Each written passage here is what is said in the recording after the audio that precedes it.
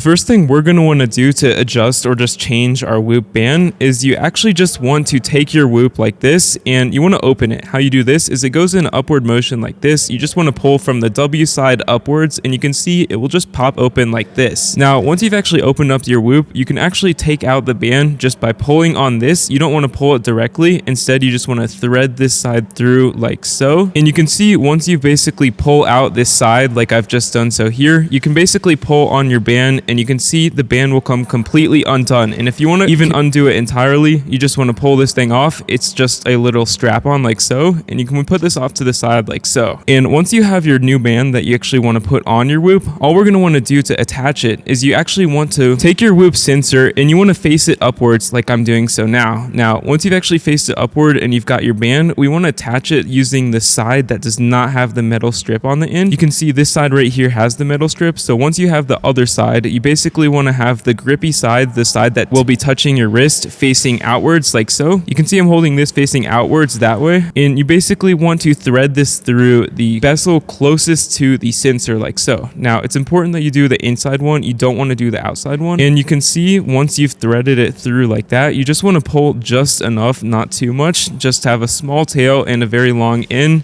Depending on the tightness you want, we can adjust it later, but you just want to put this through, just fold it over and put it through the other end, which you can see is right there. And once you've actually done that, we can just pull it through like this, and we've just put our whoop back on. And you can easily strap this on to this side and close it up just on your wrist like so. And that's all you need to do to put a new band on your whoop. Works the same way for all of the customizable bands. And if you want to adjust it again, you can just undo this thing right here and just loosen or tighten the tail and close it up back on your wrist like so. Hope you found this helpful. Have a great day.